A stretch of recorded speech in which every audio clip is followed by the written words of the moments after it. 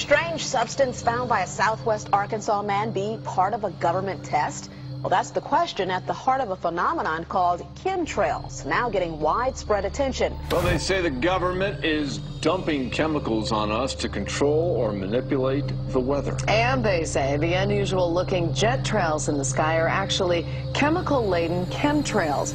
People say the government is up there in airplanes spraying all kinds of chemicals to change or manipulate the weather, leaving what you see there, and they call that a chemtrail. So when I look up there and I think are contrails, you're telling me are chemtrails? Yes, that a contrail would be dissipated by now. And it's interesting, Dale and Christina, this is of interest not just in this country, but European countries and frankly all over the world. A lot of folks interested in it. Well, Dave, you mentioned that climatologists and others who study the atmosphere believe that they'd be able to surely spot any kind of signs of an ominous plot. Our journey started in San Diego, California, where thousands of scientists, engineers, policymakers, and journalists gathered for the American Association for the Advancement of Science Conference. One of the topics was the artificial manipulation of the Earth's climate, also called geoengineering. During the meeting, scientists spoke about the plausibility of implementing geoengineering campaigns throughout the world under the guise of preventing global warming. One widely accepted theory was to block the sun by spraying something into the atmosphere. When they were asked about existing aerosol programs, they stated clearly that no such programs have ever been implemented. But strangely, these proposals sounded exactly like what people around the world are claiming is already happening. When I found out that the American Association for the Advancement of Science was going to be held down here and the main body of topics would be on geoengineering, I had to come. I had to be in on this. I had to hear what these top climate change scientists had to say. And that's the other question about chemtrails and whether geoengineering is being deployed right now without our knowledge. I don't have any personal insight into that, other than to say that I've worked in government at pretty high levels in the White House and in at state government. I'm personally skeptical of that. But obviously you never know what you don't know. Chemtrails.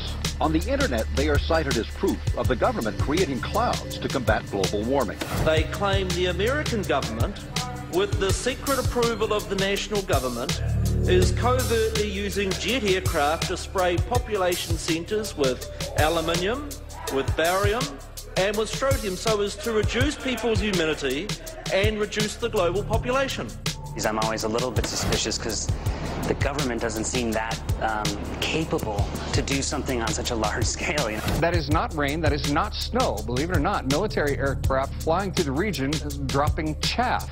Small bits of aluminum, sometimes it's made of plastic or even italicized paper products, but it's used as an anti-radar issue, and obviously they're up there practicing. Now, they won't confirm that, but I was in the Marine Corps for many years, and I'll tell you right now, that's what it is. And what happens here, military jets, some come out of Key West Air Force Base, and they move off into the atmosphere, and they drop mylar strips. Some could be a little wider, some are small glass fibers that are coated in aluminum. And what the Air Force does is they take their military jets and they dump these out of the aircraft, they fall into the atmosphere, and some take as much to a day to fall down.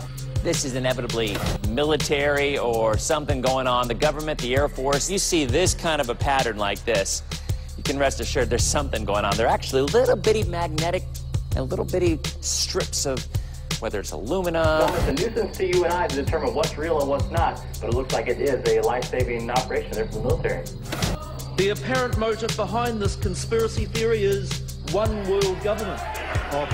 Order, I cannot hear. Mr. Speaker, I want to assure the House that both my ministry and my colleague, the Minister of Health, who have received correspondence on this issue, that this conspiracy theory does not have an iota of truth, and that the trails observed from aircraft simply come from jet engines. Question number 9.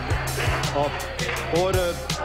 And I think what an appalling example it is of the new Foreign Affairs spokesperson for the Labour Party that she's spreading conspiracy theories about the United States government. The House has heard sufficient. It is called geoengineering, fighting global warming by putting a chemical dust in the atmosphere and reflecting harmful radiation back into space. We take geoengineering to mean deliberate, large-scale intervention in the Earth's system. There are a variety of schemes that have been discussed for geoengineering. A classic example is injecting reflecting particles into Earth orbit. Nevertheless, there might be some good reasons to think about alumina. It turns out, first of all, there's been a lot of work on the environmental consequences of alumina in the stratosphere. The big deal really is that alumina has 4 times the volumetric rate of forcing for small particles as does sulfur. And that means you have 4 times less surface area for the same rate of forcing. And this is a much bigger deal. You'd have roughly 16 times less the coagulation rate. And that's the thing that really drives removal. So you could get away, we think, with much smaller mass fluxes. So that's why we see things like in the used aircraft patent from '89, they talk about aluminum. And that's why we're seeing in the surface water samples aluminum. And here's David Keith saying that aluminum has 4 times the reflective volume surface area. So they'd like us to think that we're talking about sulfur, but here they slipped up and let it out that aluminum is 4 times better to achieving their ends, and it sounds like it's kind of the one they don't want us to know the effects of. The little picture is from a nanofabrication study, which shows you can make very high quality, and do this in just a jet in a very simple way, make high quality alumina particles just by spraying aluminum vapor out, which oxidizes. So it's certainly in principle possible to do that, and there's a big literature that's already looked at that. And you could do that by either building new versions of these aircraft or even re-engineering existing aircraft. So there's some ideas of that. So you go to an engineering firm and you want this done. They don't say this is hard or unusual. They say, okay, yes, we could do it. Aerosol geoengineering looks like it is so cheap that the cost is basically not going to be an issue. That means that implementation decisions will be risk-to-risk decisions. The risk of doing it against the risk of not doing it. And it makes the problem of how we govern it fundamentally harder and different and novel. So I've told you that it's cheap to deliver materials to the stratosphere, and I'm convinced that's true. I don't think that will change. But I think the more we do research, the less easy this will look, the more complicated the environmental effects will look. And that's a good thing, because right now it looks too easy. So I think that if we do more research, we're likely to find out that it's harder and more complicated than we thought, and that the side effects are harder to manage, and that's a healthy outcome that will make it easier to do the management. Of course, the opposite reaction is possible. It's an empirical question, how people will actually react to knowledge about this. Another reaction is to say, if these crazy scientists are so concerned about putting CO2 in the atmosphere, they want to think about these things, then that might actually mean we should be more serious about the risks of CO2 in the atmosphere. And by the way, it's not really a moral hazard, it's more like free riding on our grandkids. And by the way, it's not really a moral hazard, it's more like free riding on our grandkids. Numerous air quality studies, including from CARB, California Air Quality Resource Board, have named submicron-sized particulates as being particularly harmful for human respiration. Through all the discussions today, I have not heard any mention of this fallout, and has this been studied, and also the effects of a highly reactive metal like aluminum on toxifying soils and waters? The question is, what would be the effects of these materials on human health if they came down into the stratosphere, in particular small particles and aluminum? So the collaborators of mine working on the aerosol scheme are actually folks from Carnegie Mellon who focused on human health impacts. And while we haven't published it, that was the very first thing we did, was do the order of magnitude calculation in level pencil and paper, but with an expert on human health impacts about whether there could be an issue. And for aluminum or other particles, there are a lot of toxicological things that need to get looked at seriously. But if you're just thinking about the sheer number of particles and the human health impact of small particles, the answer is, well, we haven't published it. That was the first thing we looked at with some of the leading experts who do epidemiological research on human health impacts, and it's not even close to being an issue. Clarify, so 10 megatons of aluminum dumped into the atmosphere would have no human health impact. So let me be more careful here. We're to separate out the toxicological. So the alumina, we've only begun to research and published nothing. Alumina, we've only begun to research and published nothing.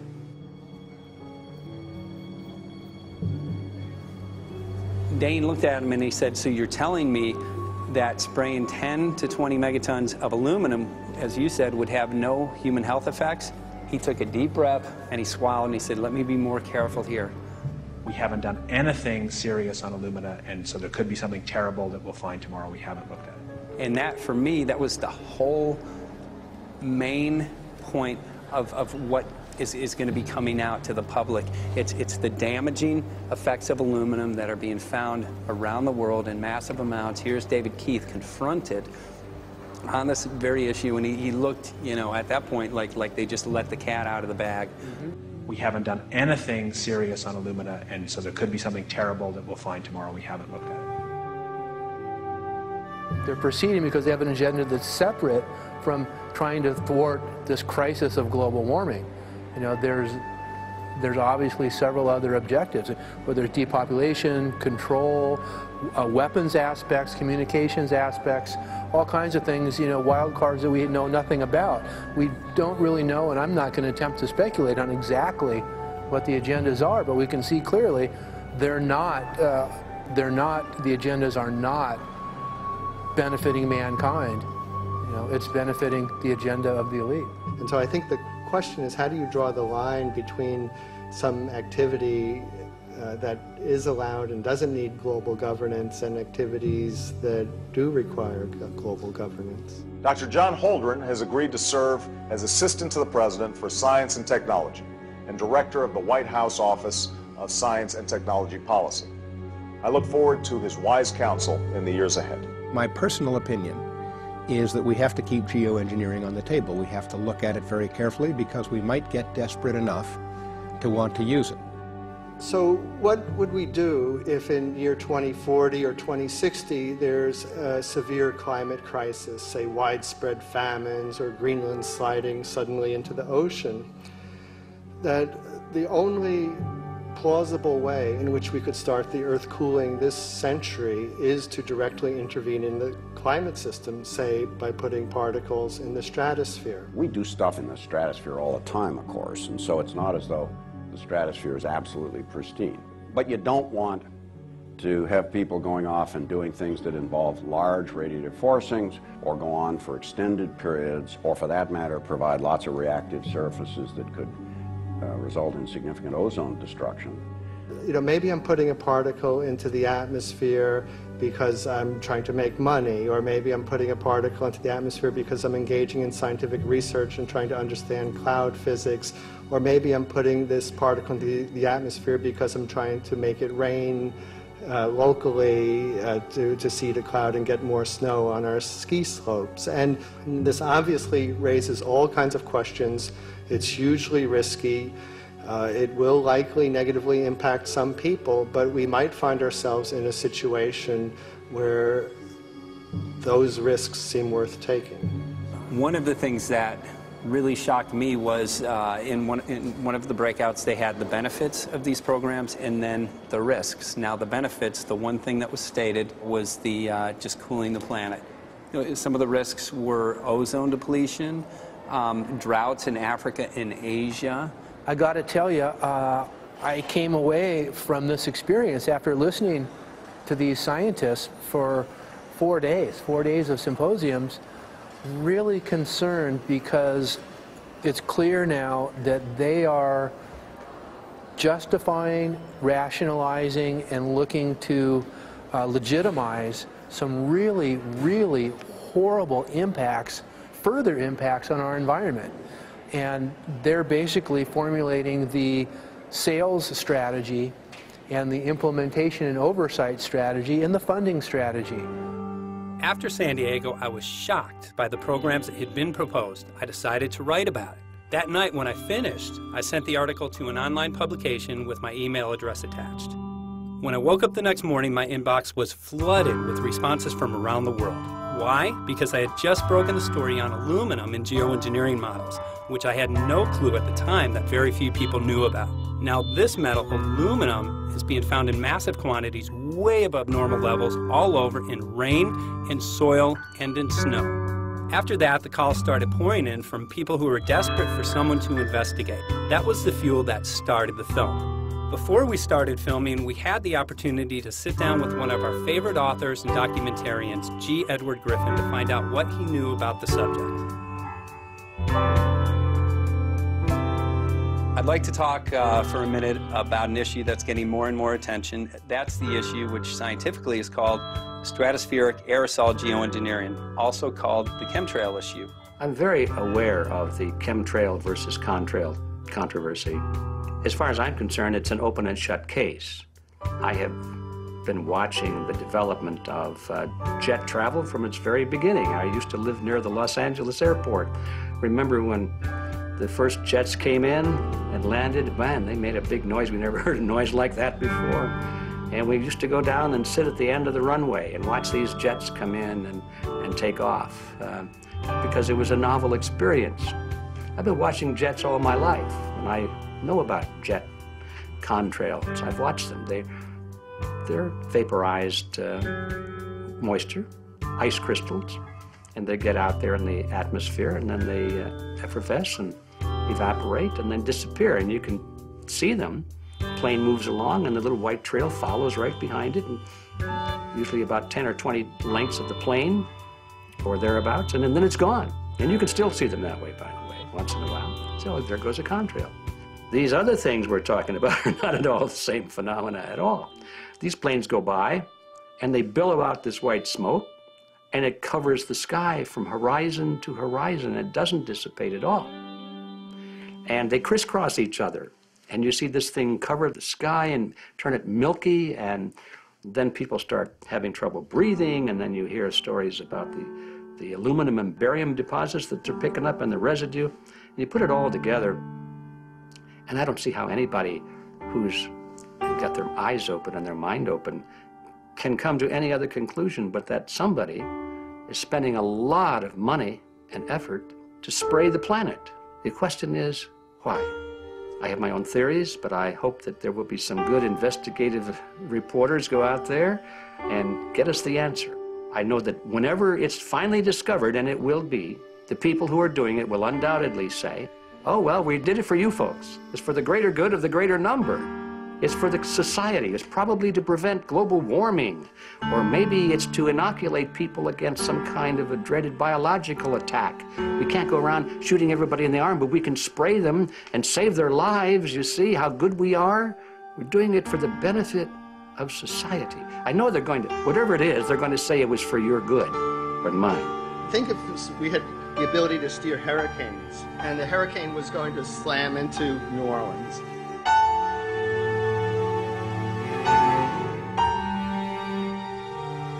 And let's say you could steer it so it would hit Mississippi instead, where for 100, that means I would be willing to more or less kill 18 Mississippians to save 1,800 New Orleanians. And if you do that knowingly, are you murdering those 100 people? And there's all kinds of equity issues there. Now, also, we might be wrong about our steering, and if we didn't do the research right, maybe our steering would intensify Katrina and even kill more people in New Orleans. And so this question of how do you develop the confidence to know that your intervention will reduce overall damage, and then how do you deal with the understanding that you might be damaging some people who wouldn't have been damaged before while saving people overall? The spraying appears to be mostly in NATO countries. I've seen it here in the United States, I've seen it in England, I've seen it in Scotland, I've seen it in Canada, and I've had reports from people who live in France. There's a grouping, there's a political grouping here of some sort. It's international in scope. It's not just an American phenomenon, it's international. And anybody that wants to investigate that, I think, has to take that fact into consideration. They're going to find a political grouping and a political motive here. But in my humble opinion, it's not in your good or mine at all. I don't know what it is, but we'll soon find out.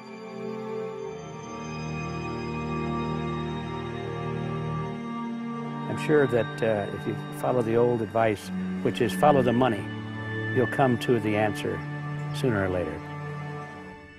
Soon we realized that we all shared the same need to get this information out there, to share with the public, to let people know what is being done. Ed felt so passionately about the issue, he offered to help us. Well, the main thing now, since it looks like the budget is going to be met, is to get it done well. We don't come off the tree knowing any answers at all. Yeah, we're not scientists. We're just asking questions, exactly. And we've got to be very skeptical about the answers. That's it's totally accurate, totally honest. Why can't people see this? They're not hearing it. They don't know that the facts are not being presented. We're very lucky, you know that. Look at this opportunity that's been dumped on us. I know.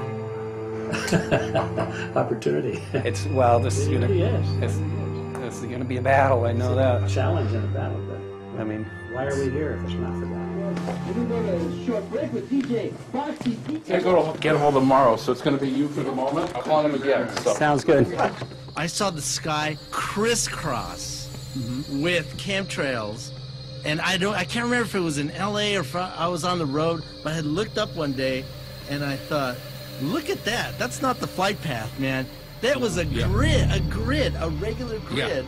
Over the city, and I couldn't believe my eyes. Milky white clouds. And, you know, it all seems very obvious, and now the evidence of what we have on the ground with the aluminum, the barium, strontium, and with what we see in the patents and what the geoengineers say are going to happen, I mean, for the everyday Joe, this is a slam dunk. This is a very delicate moment for the powers that be, because they're taking a covered-up operation like the tropospheric aerosol program, or chemtrails, Project Icarus, whatever, it's had many names over the years. And they're making it overt into a geoengineering scientific shield to deflect sunlight because global warming's out of hand. So at this very moment, the belly of the beast is right above us with no armor. Whether people believe in chemtrails or not, the geoengineering should be scary enough. And when people learn about geoengineering, chemtrails will then become apparent, because they're the same. So you're talking about global conspiracy here. Geoengineers propose doing this on a global level. Off to Redding, California. Guess this is the second step after the 8 AF meeting. We'll see what we find.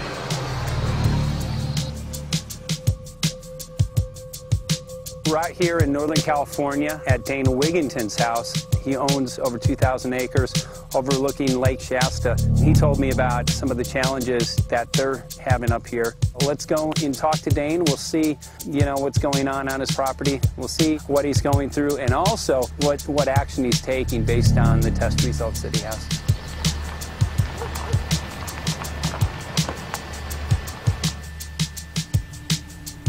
As you know, I have a background in the energy fields.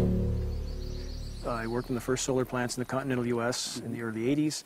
My home was on the cover of the world's largest renewable energy magazine, so this is my background. My goal has been to alert the public there is a mountain of toxic material falling on us, period.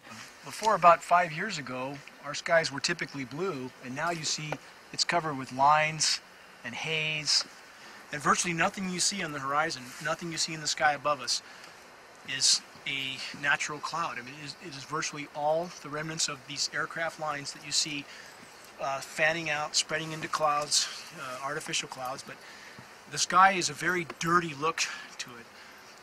There's not the white cloud blue sky that we had only a few years ago, but it looks like there's some sort of massive industrial activity or forest fires burning over there, and we see that typically every night. You see even down to ground level, the clarity drops off significantly, and we don't see that except for the days when we have these long, lingering trails that spread and cover the whole sky, and on certain days you can see these trails actually dropping vertically like a veil. We assume the particulates are descending, and we have the tests to prove that we are being inundated with levels of aluminum and particulates that are literally tens of thousands of times what would already be considered high. So we're not talking about exposure to a slight percentage higher of these toxic materials. We're talking about quantities, for example, off the side of Mount Shasta. If you can pan back, that's a landmark in Northern California, considered to be a pristine water source. Aluminum or snow sample off the side of Mount Shasta tested 61,000 parts per billion. This is just ordinary snow water, and people are drinking this stuff when they're hiking on the mountain. And remember, government action is required at 1,000. This is 61 times over the government limit, and our hikers are drinking this poisonous water on Mount Shasta Mountain itself. Barium, 83. Strontium, 383. So this summer, the people climbing are drinking poison. Basically. I certainly wouldn't want to drink 61,000 micrograms per liter of aluminum. And again, we've already seen in 5 years soil pHs in this area that have escalated 10 to 12 times, and we can prove that conclusively. Well, this is not speculation. We can prove conclusively that these metals have been in the rain. We have duplicate samples. Bachelor of Science in Forestry, International School of Forestry at Missoula. Master's in Zoology, specialized in aquatics. 35 years with the U.S. Forest Service as a wildlife biologist. And before that, several years with the USDA Soil Conservation Service as a soil conservationist. Also have run the botany programs, range and grazing programs. And I continue that today. Right now I do a lot of master gardener consultation work. When I started this garden back in about 2005 or so, the pH here was 5.5, 5.6. This is the old soil survey of the county. You can look at the page right here. This is my soil right here. It's a Dietz 125, 126 here at my house. And here, the soil reaction pH should be between 4.5 and 6.0. And over there in the pure mud, it's even a little darker. It's 6.8 right there. And what can this do to plant life and ecosystems? Well, you haul one of these things out and you start looking at the little things that are crawling around the soil. A lot of times they aren't there anymore. The little soil arthropods that you can barely see on a microscope, you can actually see movement with this. Little tiny, tiny, tiny macroscopic, look like little moving pieces of dust. Those start to go away. They're not gone entirely, but they start to go away. This is black oak acorns. You know, this is pieces of cedar wood. You know, come on, folks. This should be very acid, and I'm getting 10 times higher than expected. There's something really wrong here. Well, you can see all those reports, lots of them. Have over 20 reports here. Well, at least 20. I'd say it'd be closer to 30. All revealing dangerous amounts of aluminum and barium. You know, the science is there that something funny is happening. And the naysayers say, well, so what? Isn't neutral good? Well, no, neutral's not good. Neutral is not good. If your soil is supposed to be 5.6, it should stay 5.6 if you want the forest to be healthy. And if you want to grow a good garden, you have to keep your pH around 6.0, 6.5. I think that we just need to wake up and just look at what's happening, because we can't just ignore it, because it's going to get worse and worse if we just keep ignoring it and pushing it away like, oh, that's nothing. There was mason jars, and they were brand new, sterilized, and that's what we catch the rain in. And then there was a HEPA filter that we tested the air with. Okay, so you caught rain and then you basically filtered air. What did you find? Aluminum and barium. Here's another test that's revealing 375,000 parts per million aluminum, barium at 3,090, and strontium at 345. Yeah, that's from a lined pond. With EPDM fish-safe pond liner. There is no chemicals, manufacturing materials at all in that pond liner that's available to the aquatic life. It's designed for that purpose. The well that feeds this pond has been tested and retested. ND, no detectable aluminum, 0. The only other place this pond can receive water is rainfall. We are located on a filtered, forested hilltop, miles and miles and miles away from any industry, highway, and so forth. After several heavy spray days, there was a film that we received formed on the surface of the water, and we tested that crust, and it was aluminum and barium. That after a year and a half's accumulation had 375,000 parts per billion of aluminum in it. It's literally toxic. We can say conclusively that what we see in the sky matches expressly what's outlined in numerous patents, and the materials on the ground match those patents. This material was not there 5 years ago. It is a recent phenomenon in the quantities it's in. It has escalated in some cases 50,000% in 5 years in the case of aluminum. From our original baseline reading of 7 parts per billion, which was already high, it has escalated up to 50,000% in 5 years. So we've seen profound changes in that time. Dr. Leonard Time, PhD in chemistry, I cross-checked with him And he says the oxides of aluminum, barium, and strontium will drive your pH into the coastal, from an acid soil like this up into the neutral. There's no question about it. And that's exactly... That's exactly what you see happening. Wow. I have a doctorate in inorganic chemistry from Oregon State University, in which I was working with different metals and oxidation states, and then did a postdoctorate work at Brandeis, where I was working stabilizing off oxidation states of different metals. The goal is to sort of figure out how everything fits in the dynamic equilibrium of life. I was working with Francis up in Mount Shasta, and he showed me some rainwater analyses that had to do with levels of aluminum, strontium, and barium in the atmosphere. So I feel the major toxin in these chemtrails is the aluminum. And from the levels we were looking in at Mount Shasta, this is totally, totally unacceptable. When you get to metals and biological systems, you're no longer talking about the bulk aluminum that people think about when they're drinking from soda pop cans and that. So once it gets to the aluminum oxide stage, it just forms a plaque within your arteries and shuts down life. When you take elements that normally aren't out in the environment and you start putting them in the environment, it raises some serious red flags. Aluminum is a very specific nasty in biological systems. It takes that site and it never lets go, and it shuts down the site, and that's it.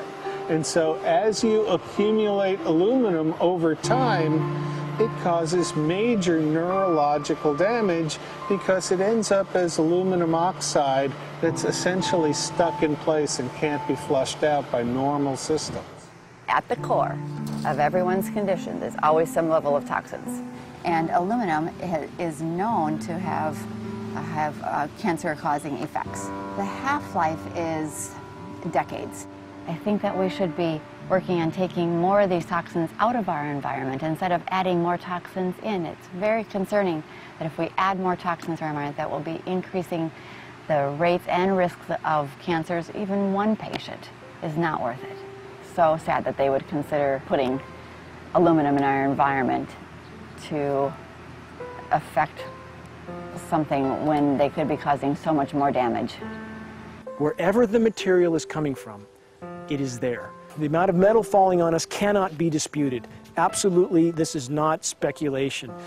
The amount of metal in the last 4 years, as I said, have increased to a degree of thousands of times, and California Air Quality Resources Board has studied the aerosols from China. These metals are not amongst them. Mike, the reason I've chosen to focus so primarily on this issue is I feel all other issues are secondary. What could be a greater priority than not being able to walk out your door and take in a breath of air without sucking up heavy metals? If our land base is being poisoned, if our waters are being toxified, what will we have left to work with? Whatever we choose to focus our time and energy on, whatever our political beliefs, that this is a common ground for all of us. We must have air that we can breathe that's not full of toxic chemicals and metals. We must have water that's not completely laden with whatever is being emitted from these aircraft. And if people stopped to consider that the atmosphere is as thin as a layer of paint on a basketball, it is an extremely thin layer that allows life to exist on this planet, to simply treat it as a physics lab and experiment with it until it is broken beyond repair is folly of unbelievable proportion. And if people understood that this sort of experimentation not only is going on, but has been going on for a very, very long time. Going back 50 years, there's been countless climate manipulation, weather modification programs that the vast majority of the public is completely unaware of. And if they think that this is not true, that certainly that somehow they would have known if it was occurring, I would ask them to look at things like Agent Orange and the things that governments do because they can, because there's no one to stop them, because they have these huge military machines that want to control everything. And in fact, the government's own document, perhaps you may have seen, it's available to any online, is called Owning the Weather, an expressed goal of our government, and not just our government. He told the Associated Press that the American government has created weather tampering techniques so that the New World Order will be able to starve millions of Americans and control the rest. There is weather control techniques. Number one, the entire patents on the equipment. Number two, Senator Claiborne Pell's complete statement and story of his own that not only does it exist, but that we even utilized it as far back as the Vietnam War. Well, And we're going to do what we can. let's see what we can do. You got the scientists behind you. The scientists are with you, so at least this scientist is with you. I may not have $1 million budget, but I've got enough to show that something's dreadfully wrong. You got it. All right. So Arizona will be this Monday, the 21st. Senator Johnson up in Show Low. So we're going to be in the car a long time.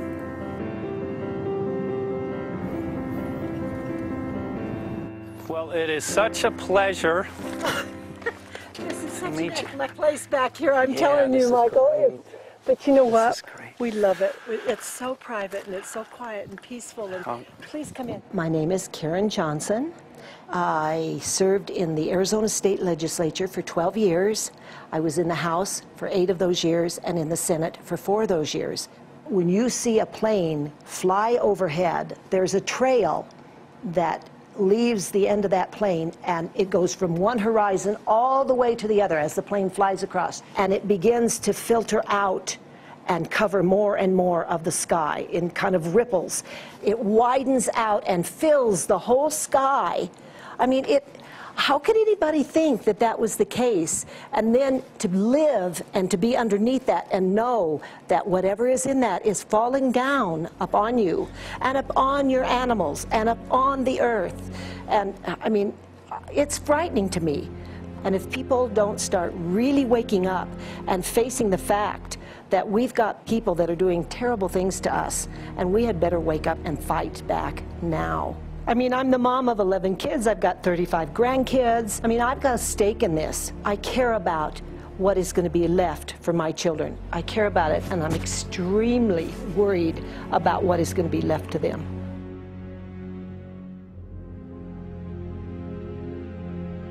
Aluminum is toxic, and we know that it's accumulative. And we know that we're getting more. So we're absorbing it in the air, we're drinking it in our water, so we are accumulating more. So the thought of more aluminum being dispersed in our environment in the way that you mentioned is very frightening to us and very disturbing to us. Those of us who have done any research on this are really quite concerned that we are ill-informed about this issue, and mostly that it's being done. Aluminum is toxic. We know that it is. We can debate as to the amount of toxicity that is going to be disturbing the body, but as far as really accepting the fact that it's accumulative, it's synergistic, then we have to conclude that it's not a good idea to put it in our atmosphere, especially when we know we're getting increased amounts, and especially since we know that the scientific communities around the world are pointing a finger at the heavy metal toxicities, at the toxicities that we're absorbing in the day-to-day food that we eat and the air that we breathe. The concern is off the charts about why is this happening? Why is this being allowed to be sprayed continually all over the United States, all over the world? Who is paying for this? I mean, the incidence of Alzheimer's has just skyrocketed, which evidently has to do with an accumulation of aluminum in the brain cells. I mean, I think almost every family has been touched by a member as they get older having Alzheimer's.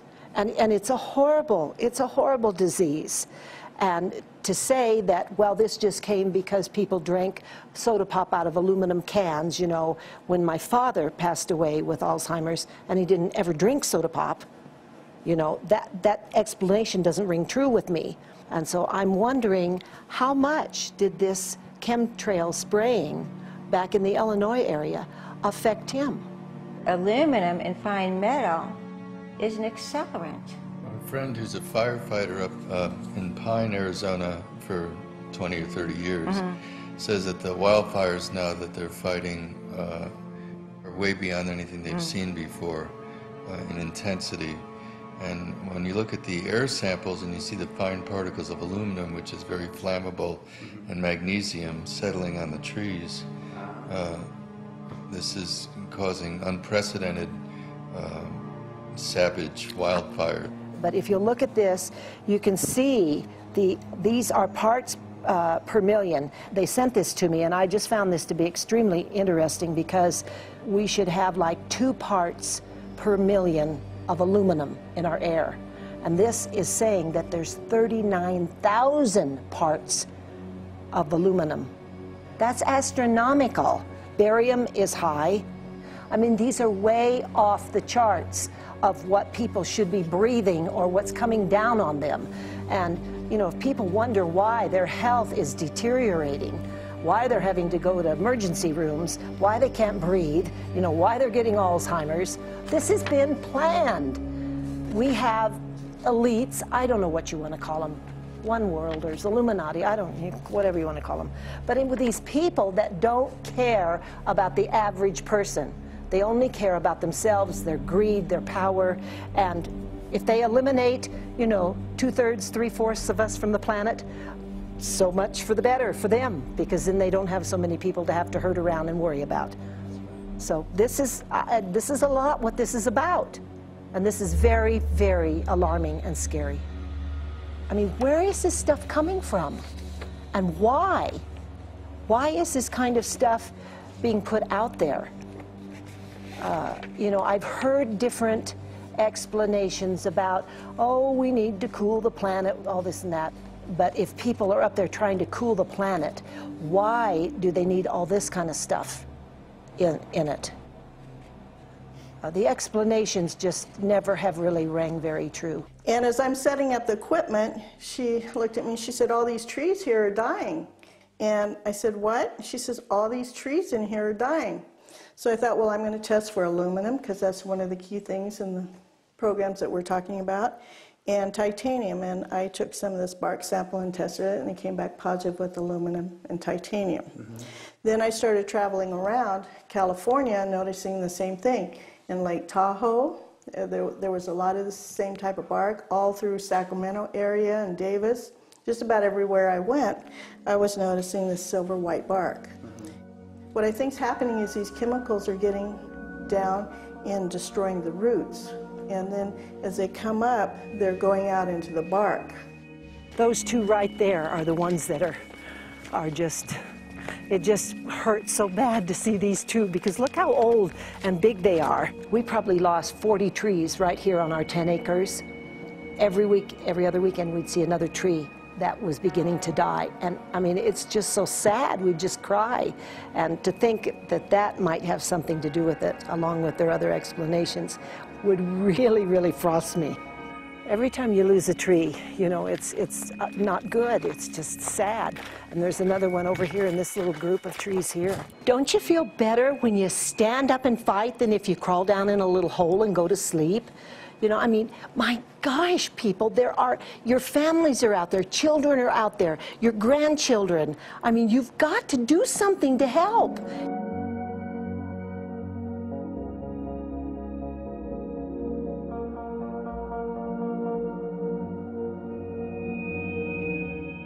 My greatest hope is to get people to question. And hey, if they don't wake up while we're there, I'm hoping to plant some seeds. We're going to the most beautiful place on the planet, Hawaii, to see what's going on, collect some data.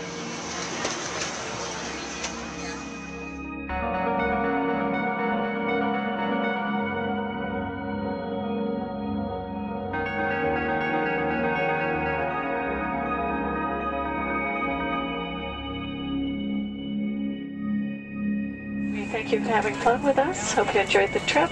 Have a great vacation and welcome home if you're lucky enough to live here. Thank you.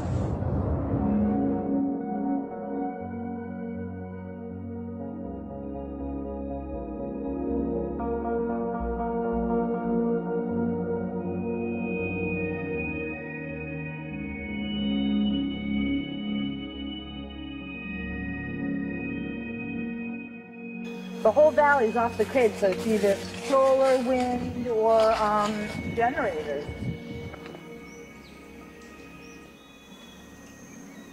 Look at this, man. Yeah, the mind can't even conceive of a dream about this. Right. Yeah, right. Even coming here, and one would never think, you know, in paradise that it's getting destroyed. And they're doing it island style. They do it off the island, right? They do it off the island, so they don't, you know, you don't see the chemtrail airplane. The theory is that they're spraying offshore, and it's coming in on the... And it's coming in. Now these are coming from the west. They're also spraying on both sides today. A lot of this stuff is actually chemtrails coming this direction. There's material that's blocking. We should be able to see to the horizon, you know, where the Earth curves, because we're high enough and we have the ocean, right? So we should be able to see. We should be able to see the Big Island. It's only 30 miles away. And you can see it's not a blue sky behind it. That's the key. It's all, you know, has that kind of weird looking blue, like silver blue, I call it. And this is a nice day. You know, there's no more blue sky. The night, we're going to look at the stars at night, and it's like, you'll see, you can count them. There's so few stars at night now. There should be hundreds of thousands of stars, and I can count the stars. There's like one here, and one planet here. It's like, you might see, some nights you'll see 100, some nights you'll see 10. This is what concerns me, this kind of stuff right here. It's just soft. Okay. This just comes right off, this bark. That's not natural. For I've seen hundreds of thousands of coconuts, and I've never seen it falling apart like that. Look at this, you guys. I've never seen anything like this. I used to trim trees all the time in the Big Island. I've never seen anything like that. That's why I'm concerned. Not an easy task that you have here on the island. I could see the skepticism because it is so far beyond anybody's reality. It's amazing. It's just amazing to try to look through somebody else's eyes. Like my eyes, I can see this, so it's like night and day. And other people, it's just the illusion is just so deep. What do you think would happen if everybody awakened to what was going on and what the plans were of geoengineers? I think they'd have a revolution in Hawaii. If people really understood what was going on. What's your concern for, I know that you love the land here. What's your concern about the chemtrails? Well, that we won't be able to live here and grow our own food. And that our health is going to be compromised. You think it already has been? Yes. And the thing is that they're doing it every day here, every day. So it's hammering, micro doses every day. And then, of course, it's getting in the environment, and of course, it's weakening the plants. And it takes a couple years for this to actually weaken the plant. So we are asking for GMO taro. We're asking for GMO papaya because we can't grow our natural seeds. We can't be sustainable. We can't truly, you know, be here as God created us to be. So my friend convinced me to do a hair analysis on my daughter. So we went ahead and cut close to her scalp and got some really recently grown hair and sent it in. I was just sure that my daughter's hair was going to be so clean with the lifestyle that we live. And lo and behold, it came back and her levels were really high in aluminum. This is the chart here. This is the reference range, and this is where my daughter is, 23.1. Aluminum. The skies are covered with a white mist, and I look up at night anymore and I don't see the deep, dense stars that I used to, and I can't help but think this obviously has something to do with my daughter's health. I don't know where else these heavy metals are coming from. Yeah, I mean, look how old she is. Yeah. She's been isolated here. Here, and she's... here. Anybody looking at the situation would be like, this is paradise. This child should be like superhuman. Organic farm. And here you are getting all this heavy metal stuff. She has highest level aluminum on the chart. Never had a vaccine either.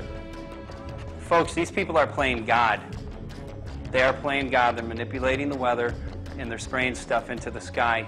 They are trying to geoengineer everything, including your plants and trees and your ocean. Well, tonight, we're just hoping that instead of not looking at it, you start looking into it, because I really believe from the bottom of my heart that we are in a real crisis. I really do.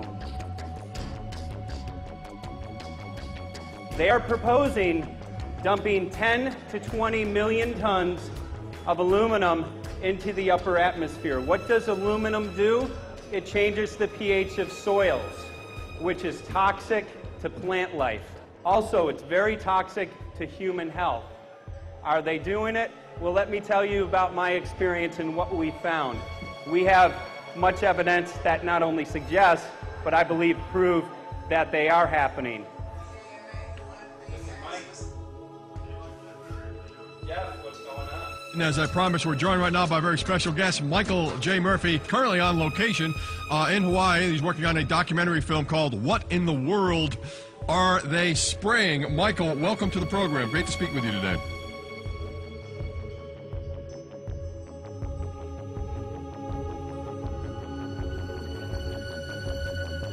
I had a friend who recently, he's always looking at things from a different perspective. He's a bit of a conspiracy theorist, you know, and he says that whenever the president comes to LA, there's no spraying that week. Could you have a better place for an interview? I mean, look. This is being done over our farms and over our things. So basically, they want to eliminate our ability to eat organic food, have clean water. So in some ways, it sounds to me like, and you know, again, it's just a projection, but it sounds to me like this is control. How do we control the masses? Yeah. How can aluminum be good for you in any? And what was the second chemical you mentioned? It's barium. Barium aluminum. Obviously, those are toxic to everything. To human health. To human health, to farms, to animals, to everything. 61,000 parts per billion. And there should be a government alert at 1,000? At 1,000, people are drinking this. People that climb the mountain, they're drinking that snow. It's poison. Oh my God, that's so disgusting. So that's 60,000 times above regulation. Exactly. 60,000 times above regulation. And I've talked to friends, and they're like, well, that's just ice. That's just condensation. And I'm like, you can talk to a second grader. Ice doesn't float in the sky and spread out that way, you know? You're not an expert, but you're a concerned citizen who said, wait a second. Who's actually doing the research. Yeah, you're doing the research, and that's what we need to do as Americans and say, you know what, I want to know what's going on. I want to know what the FDA is doing to my food. I want to know what the government's doing with my air, my water, and the soil. And, you know, it's just great what you're doing, and I just, my kudos to you for bringing light to this subject. Put all of the theories aside, just what geoengineers are proposing and what's being found is scary enough. So we can just address that. And I encourage more people to just step up and ask questions and do what he's doing. So thank you, Michael, very, very much. Aerosol spraying aluminum affects everywhere, and we have a beautiful tropical climate which I believe might be in jeopardy. So we wanted to not only come and bring the message of what people were finding around the world, but encourage people to test for the aluminum, strontium, barium. Essentially, I think it was an effective trip. I saw a lot of people here in Hawaii, in Maui, awake and not only curious, but willing to look into this deeper, and that's my only hope. This is one of the boldest moves, I think, from Ed Griffin yet. This is the taboo topic that nobody's supposed to talk about, and that is aerosol spraying. Now, we've got tons of documented proof of errant aerosol spraying. It just blows my mind that the whole essence of humanity has always been to look up into the sky and ask why. Though there are no limitations, there's endless space, an endless universe. Now, in the 21st century, we're not allowed to do that. Anyone who looks up and sees the giant grids and the X's in the sky that weren't part of our existence until just a decade or two ago is somehow called a kook. And the people that are the best and biggest proponents for the revolution and for liberty, they don't want you to talk about it because you could discredit them. It seems to be an industry that's being built up to milk the taxpayers by undergoing some kind of a giant global spraying program to make all kinds of money on the project. And they don't seem to care really what effect it has. They're not trying to experiment to see if humans can survive it or anything like that. They just want to get this stuff up. And then we discover, as we're going further down the line, that there are companies generating genetically modified organisms, or seeds, modified seed crops they're being engineered to resist the aluminum in the soil. And a lot of crops won't grow in that. And so now, after they've messed up the soil, all the farmers were going to have to go back and buy seeds that have been genetically engineered to resist the aluminum that have been put into the soil. And all of a sudden, mankind is completely dependent upon these companies like Monsanto and other giant agricultural firms. You can't even grow natural seeds anymore. And we're looking at that. It's a shocking thing. I hope we don't find that that's true. But all the arrows right now are pointing in that direction. We get into cost-benefit analysis here because there's also HARP could be involved in this. Geoengineering, as you guys mentioned, which is documented heavily in Dennis Kucinich's bill, that is the Space Preservation Act, which, by the way, I don't think got through Congress. And then Kay Bailout, as we call her here, Kay Bailey Hutchinson, also put together some legislation in order to qualify geoengineering, which, again, is supposed to save us all from global warming. But it is cost-benefit analysis because they can benefit on so many different levels. Ed, that's how they do everything, isn't it? That's right. And, you know, there's an old adage, if you just follow the dollar, follow the buck, you get to the source of the problem. And it looks to me like there's a tremendously profitable industry being built up right now around this concept of geoengineering or weather modification or reducing global warming and all of these other things that can be sold fairly easily to an unsuspecting public. They also, oh, well, that's good. We don't want global warming, you know.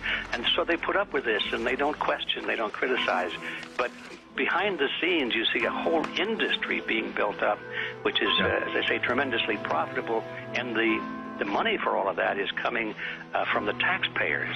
And it's a scam is basically what it is. We're just focusing on the one area that is real easy to prove. There's no speculation in the area that we're going into.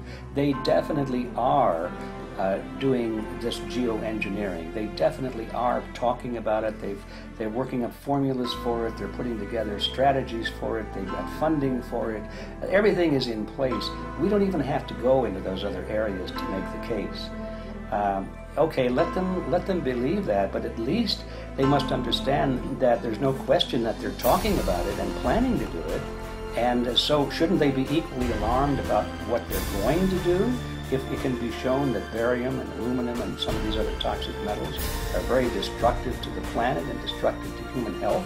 Isn't that enough? You know, how many issues do we need to crank into this? And so, you know, if you're going to kill the planet and kill the population, do we need any other reason to be alarmed? What in the world are they spraying? Thank God people are asking this question. That's all we want. We just want to be able to ask these questions. Our good friend G. Edward Griffin, all these years, Mike Murphy and Paul Wittenberg are doing this great effort with your help. This is a community effort to get people real information. What in the world are they spraying? Any final quick comments before we're out of time? And my only final thought is that we asked the question, what in the world are they spraying? And we now know what it is. And folks, you're not going to like it.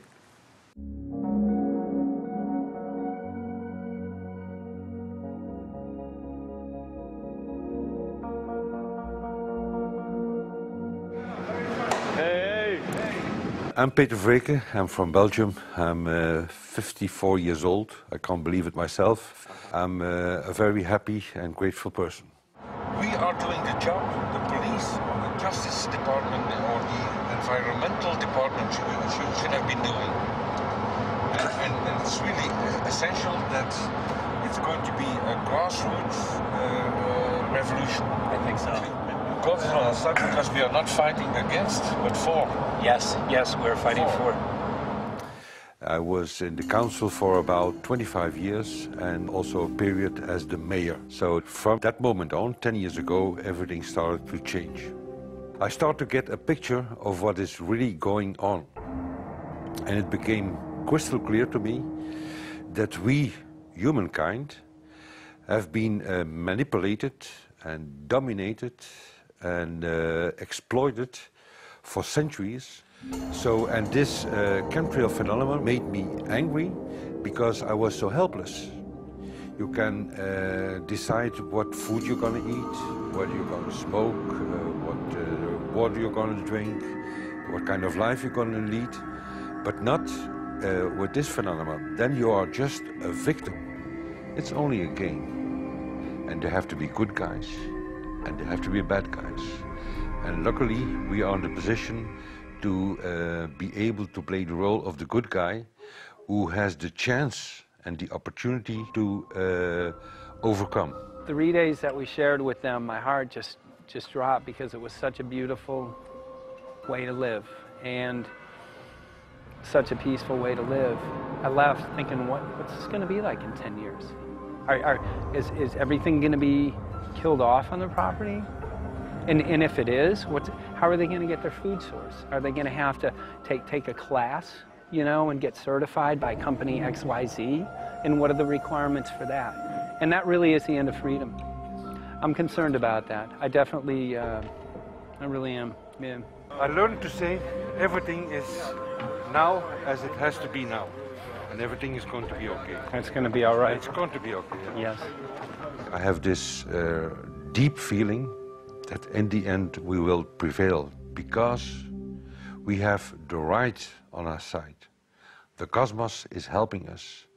And I have this strong feeling that we are being supported by entities and by forces we can't even imagine.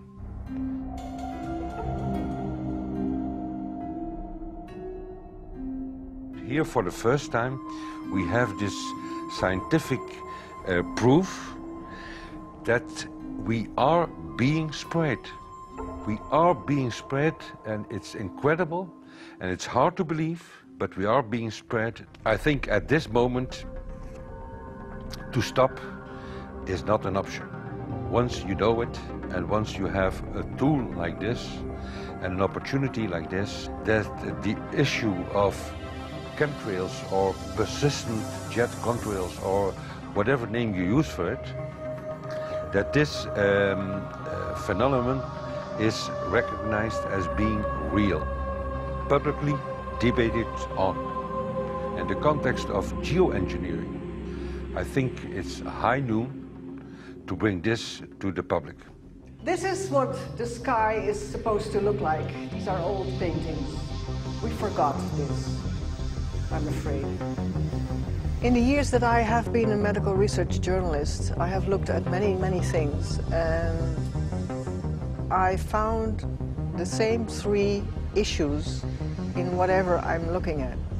And that is that we are being dumbed down, we are being made sicker, and we are being made infertile. Citizens gathered from around the world in Belgium for the first International Chemtrail Symposium. The event attracted leading professionals, politicians, and activists who discussed the health, environmental, and social implications of these programs. Today it's only going to be about facts, documents, figures, patents, licenses, everything that brings us to the truth. We have no other weapon against this vast complex than exposing and bringing their dark works in the light of the truth. We have the hope that by our efforts, more and more people will become aware of the fact that we are deceived by our leaders. So today, we, as a family, join forces with the people who publicly made known to the world that chemtrails are not a conspiracy theory, but a conspiracy fact.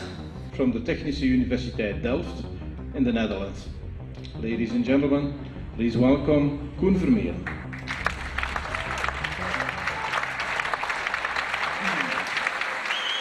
Well, I'm Koen Vermeeren. I'm a university professor of Delft University of Technology. Usually people are with their heads to the ground in their own two-dimensional space and they don't look up. But if you do, you see more and more spaces like this. And it worried me too. I have no explanations to our students about these phenomena. And then I studied it myself and I found out that I couldn't give them the answers they wanted, because I think that the phenomenon is not natural. It's not natural what is happening, and the explanations that are given to us are not enough for me. If you look at them from a scientific point of view, the first thing a scientist does is trying to explain something. Because I'm smart and my students are not as smart yet, so I have to give them answers to questions. But if you ask most scientists honestly, they cannot answer all your questions. If people are using climate control all over our heads, I want to know about it. I want to know the consequences, I want to know the health impact, I want to know everything. I need, as a teacher in my university, to give answers to my students. And they have good questions. And I don't have the answers, and I want to know. Excellent. And we should discuss this. Ladies and gentlemen, for here you in the auditorium and for all over the world, Michael Murphy.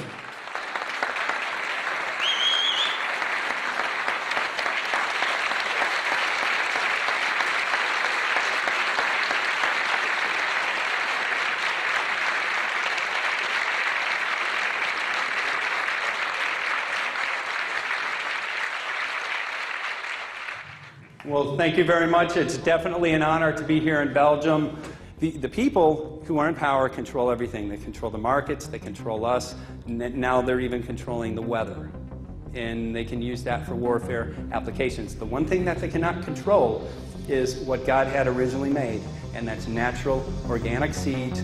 This is called the Hegelian dialect. It's called problem, reaction, solution. The problem here is massive amounts of aluminum, things starting to die. The solution is company X that says, hey man, you're not getting yields on your crop.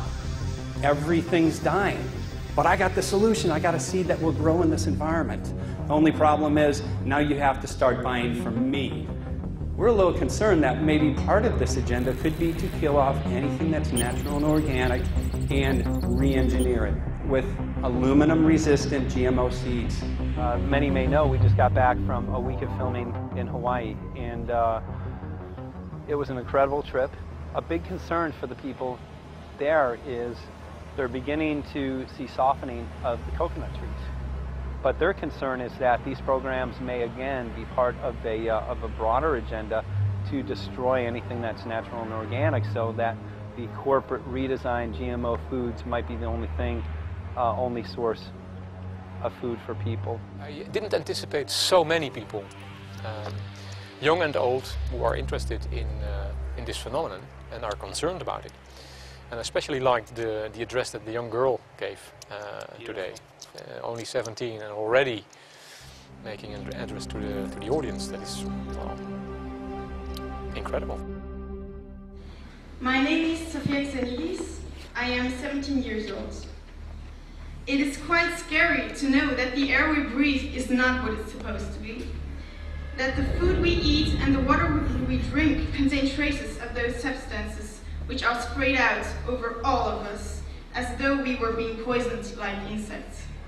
The feeling that this is causing me are feelings of deep anger and rage. I don't want to be poisoned. I don't want to have been infected with cancer. And I'm just so angry that this global poisoning can be going on such a massive scale, and not enough is being done to stop this crime. A clear answer to one question. Are we being sprayed? Have we been sprayed? And is it their intention to spray again and again? What are we going to do about it? How are we going to deal with it? How are we going to stop it? I know the answer. There is only one person who can stop it. And you know it. You are. You are the person, the one you have been waiting for. We are magnificent, beautiful, godlike, divine human beings. Ladies and gentlemen, sisters and brothers, in this auditorium and in the whole world, thank you so very much for being present with us. And for now, please enjoy this anthem.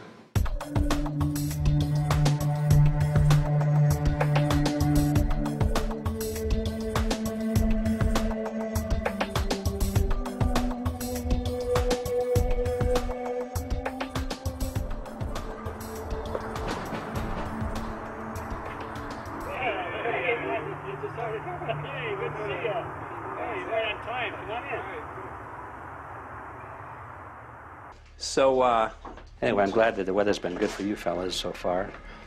Just think if we were doing this in the wintertime, you might, if you're going to Washington, D.C., you might run into snow. Thank God we're not. That's right. You know, it's interesting because of the different weather modification programs. There's something like, I think, right around 32 in the continental U.S. alone going on. So the theory is that geoengineering is in part weather modification. You know, Mike, that's a very good point. There are so many subsets connected with this issue of geoengineering. People are writing to us all the time with information about the connection to global warming, the connection to weather modification.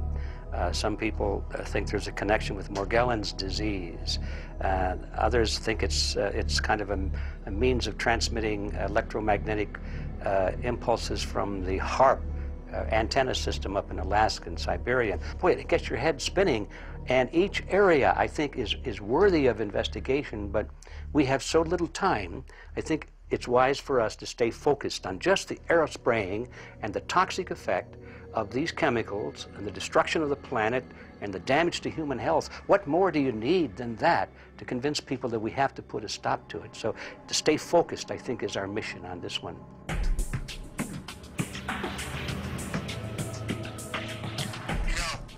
Jeremy, we had an idea. We know that you know the political system real well. Our idea was this. We have a ton of data and information that we've collected throughout our travels, and you know, we really think a good way to end the film would be addressing this to elected officials, some of the senators. So we were wondering this, if you might be able to come and kind of help us out and perhaps show us the way in how to get this done politically.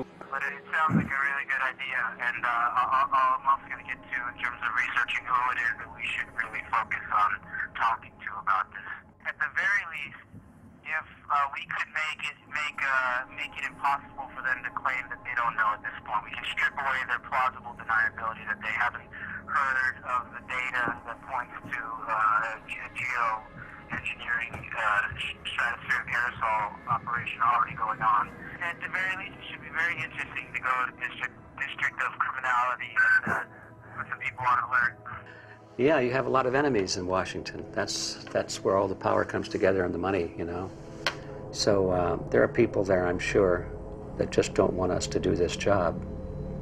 But I'm glad you're going, and you'll find out.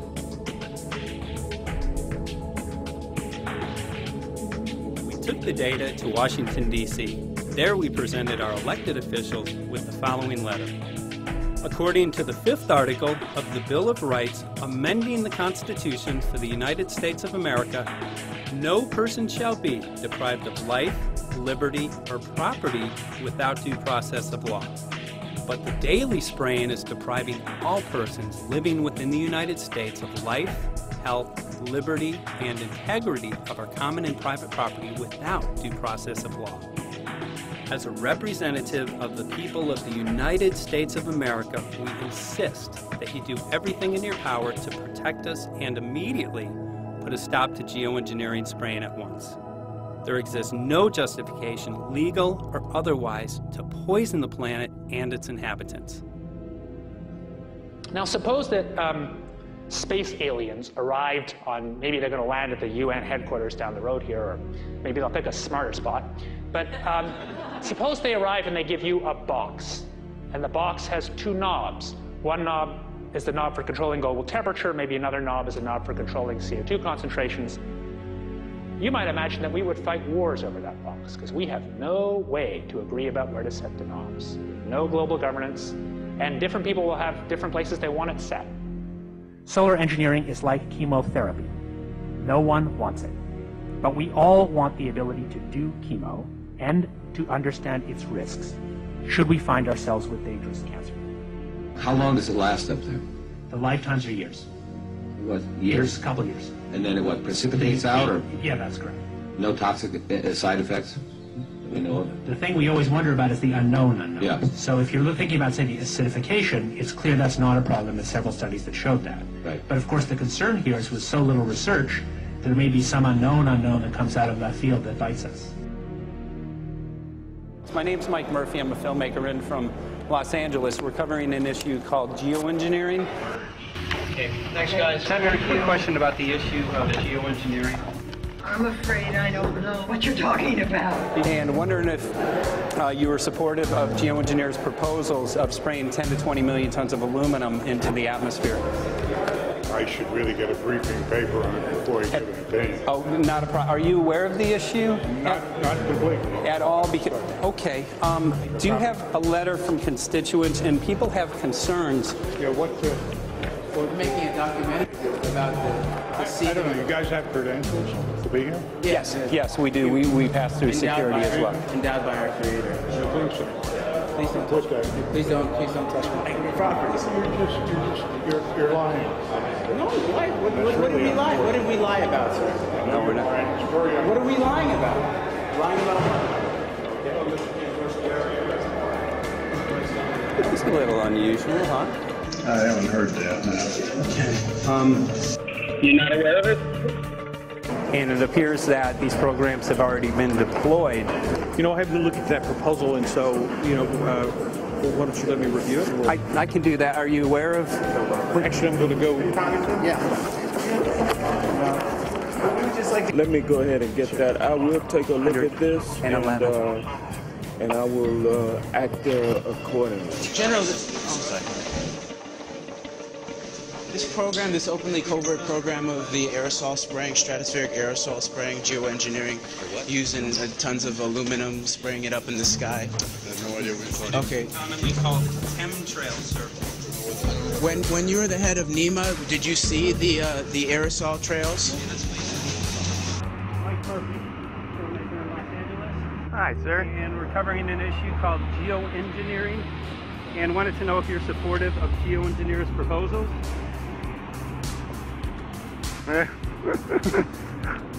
Congressman? Hey, Congressman. I'm wondering if you're supportive of geoengineers' proposals, which is dumping 10 to 20 million tons of aluminum into the atmosphere. Pardon? Okay. I'm not supportive of it. I haven't looked at it, so I don't. Have you heard of the issue? Because it's becoming mainstream in public, and there are actually congressional committees which are being formed to talk about these programs. Mm-hmm. Yeah. Well, I think when we drop anything into the atmosphere, we should know prior to the effect of that, right? Yes. And if we don't have the knowledge as to what the effect will be, we shouldn't do it. I think there are 4 different options for thinking about deployment of geoengineering. The first one would be we just ban it. I would argue that one does not want to get too firm a restriction in place on small-scale studies early on because it'll tie the science hands. I think what the science community ought to be trying to do is say, if you do small-scale stuff inside this space, and it's a scientific question what that space ought to be, there shouldn't be a lot of oversight and restriction. Congressman? Excuse me. Hi, I'm Mike Murphy from Los Angeles, covering an issue called geoengineering. These guys are running from the geoengineering issue. I wonder why. I'd have to talk to my staff. I don't know what your details on that are. Have anyone made you aware of the issue, or? Sir? Congressman, your committee talked about geoengineering last November. Are you in support of those proposals? I'd love to give you a paper. Geoengineering? Or you know nothing about the geoengineering issue? this. Never heard of it. They call it geoengineering, but... yeah, I never heard of it. It's nothing I've ever heard anything about. When we looked up in the air today outside, you could see we saw this stuff going on. Quickly, have you heard of geoengineering? No. The proposal is to shoot 10 million tons of metals into the air. This committee, Science and Technology, covered it for the first time. No. No, I've never heard of it. So we were very concerned. How you doing? I'm fine. So what? We spoke with Congresswoman Watson's office, and her press secretary, Ms. White, was familiar with Representative Kucinich's Space Preservation Act, which mentioned chemtrails and the weaponization of the atmosphere in space, and then it was pressured to be taken off the bill. Did you see the aerosol spraying going on today over the Capitol? Congressman? Geoengineering carries with it a tremendous range of uncertainties, ethical and political concerns, and the potential for catastrophic environmental side effects. He's not one to do interviews very often, so not unless we usually really pressure him into it. Okay. So don't, all that is, don't hold your breath. As chairman of the Committee of Jurisdiction, I feel a responsibility to begin a public dialogue and develop a record on geoengineering. We want to know if you're supportive of their measures by spraying 10 to 20 million tons of aluminum into the atmosphere? No, I think we need to have more research. Okay. And about the issue of current deployment, there's literally a mountain of evidence that many people believe proves the deployment of these programs. Any knowledge of that? No, there's certainly not a mountain of evidence. But I do support research into geoengineering, and I also support looking into the international governance of that. Okay. I hope anybody that has studied it knows, at least I think, that it's a radical proposal, and I hope we don't have to use it, but there may come that point in time where we do. Now, if we could provide you with the evidence that suggests that these programs are and have been ongoing, would you be willing to address this publicly? We've had about 3 or 4 hearings on it. We have addressed them publicly. Well, not about the proposals, but about the current deployment of these programs. Citizens. I don't support the current deployment. I think we need to have more research, and they have consequences that go beyond one nation. And so I think that there needs to be governance to that. Governance is not simply an issue of deployment, but governance before deployment in terms particularly of large-scale scientific fieldwork. I concede that on this subject and in general, it's not popular to talk about global rules. And when these people started talking about the need for UN Security Council oversight, a supranational environmental security enforcement with a strong mandate by the UN, it really is clear that they're looking for a global power behind the manipulation of the environment. But I do think it needs to be sort of an international kind of treaty that does tie and bind all nations into a common fate. It is a common fate. And unfortunately, it's not just big governments that could do this. It is small governments. It is billionaires probably could figure, I'm going to save the world all by myself, and I won't bother to mention it. How do we decide when there's a planetary emergency? Whose hand is on the thermostat? How do we decide when to start it? There's no way to do that right now. And what if we do start doing it, and then by some problem with the technology or with the will, that we can no longer do it? In a year or two, the aerosols will come out of the atmosphere and temperatures will shoot up at a rate much faster than it's going up now. And it's that rate of change that's hard for us to adapt to. So once we start it, we'll be sort of locked into doing it for a long, long time. And so that, and with basically no end in sight. Boeing would pursue this to make a profit, right? I mean, there's financial motivation to do this. Let's see. So let me not speak for Boeing. Is that allowed? Okay. Yeah, well, it is what it is. No, but it's someday if the U.S. is going to decide to do this stuff, they're going to look to a company who can do it, and you want to be positioned. Boeing would rather be get it than Lockheed Martin. So certainly we have an industrial base that helps the country take on technologies and large-scale challenges like national defense. And we do that both for a profit motive as well as, I think, as a national service. So I think it would be truly disastrous You know, we discovered a few years from now that there was a black program that some government had stood up to sort of learn on the quiet how to do this. It's pretty clear you can cool the planet, but you will not and cannot bring it back to exactly the same climate state you started with. So you may or may not, and I expect we'll have a lot of back and forth about how useful it is to ameliorate the risks of climate change. I think there's a good evidence it probably is useful, but we don't know. But it certainly can't get you back to exactly the climate you started with. I think everybody agrees with that. Do you think you'll see deployment in our lifetime? Let me say I hope not. Al? I would agree. I hope not. I hope Very not. agreed. Okay. I see this as something like an evacuation plan. You know, that you build big dikes. Maybe that's the emissions reduction to try to keep the flood from wiping you out. But that if that flood should come, that you'd like a plan for what to do in the event of that catastrophe. So I see these options more as a catastrophic response option and not as a way to reduce risk of everyday climate change. You would advocate mitigating consumption of beef as a means of accomplishing your objective? Yes. How would you suggest going about that? You can't. I mean, it's your job to decide what to tax and what not to tax. Obviously, if you wanted people to behave differently, you give them incentives and disincentives for behavior. But I'm sure that's the answer you wanted to hear, Mr. Smith. If only my time had not expired. Thank you, Mr. Chairman. Because there's literally aluminum and barium contamination found around the world, believed to be from these programs. Like, look, today over the Capitol looks like they're deploying some type of aerosol. Did you see it? No, I didn't, but good to see you. In a James Bond scenario, some rogue rich guy puts some airplanes in the air and seeds the clouds. What is to prevent that? Okay, are you aware of the issue? You do it through the... Are you in support of those proposals? What is your take? I don't know anything about it. You're not. I have to get more information. I've got a chair here. Okay, we'll give you a letter on that. Yeah, this is a letter from constituents. Okay, great.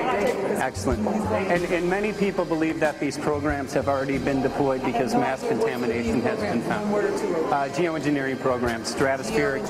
Got it. Yeah. Spraying from airplanes. Okay. So what is happening, people from around the world are finding contamination. Let me take care of this and I'll talk to you when I come back. Thank you very much.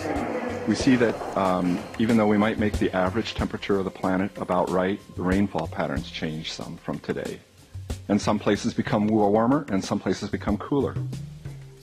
So there are going to be winners and losers in this geoengineering activity if we were to do it.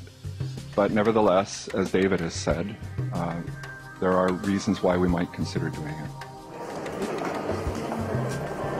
Many people are deeply concerned about it because of the toxicity of aluminum, and it has been addressed to Congress in various committees.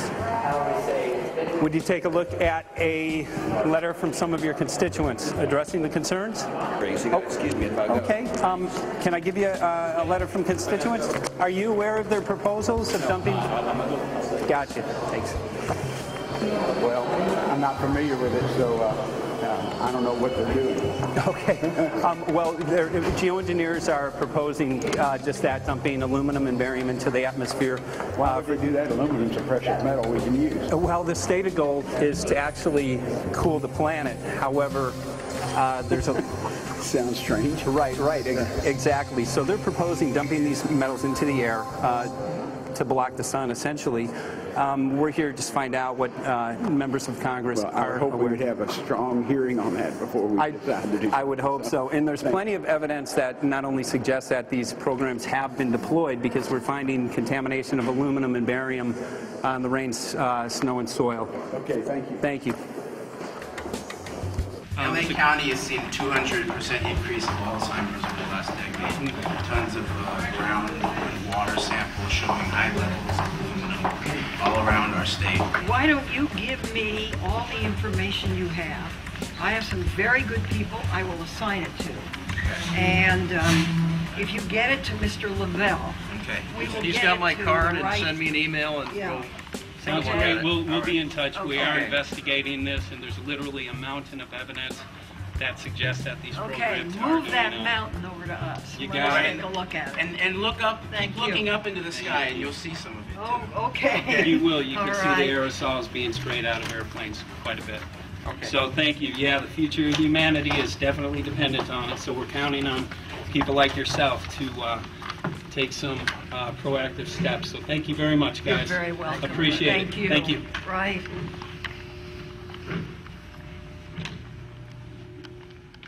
A lot of Congress was running down the hallways to avoid answering any questions, looking for doors in the hallways. So apparently the war is against all of us, and we're all in a hostage crisis. People who took an oath to uphold and defend the Constitution are not only know this is happening, are participating in this. And all of us have a duty to stand up and speak out about it. Why is the water being contaminated? Why is the soil being contaminated? Why are aluminum-related diseases going up? And it's affecting all of us, and thus we all have the duty to stand up and speak out and get educated and stop this. For our own sake, for our children's sake, it is a crucial moment in history right now. The human beings, we need to decide whether to live on our knees while being sprayed and poisoned every day, while being under a continual threat, or whether we are going to stand up and live as free human beings and seek truth, justice, peace, and freedom for all of God's children. So as you can see, we're ending our film here in Washington, D.C. We've made many public officials aware of this. Most of them either denied any knowledge of this, or they simply were unwilling to address the situation with us. So as you can see right behind the White House, we do have aerosols behind us. The spraying has continued. What is the solution? Is the solution here in Washington, D.C.? Clearly, this is one of the solutions, but the solution is not only here, the solution is within you. This issue affects all of us so deeply. So you need to look inside. Please get active, get involved, start spreading the word with growing awareness. About 90% of the population, we believe, is unaware of this issue, which means 90% of the people who normally might do something if they knew are not doing anything because they are unaware. So please look into your heart, use whatever skill you have to get the word out. The future of humanity is dependent upon it.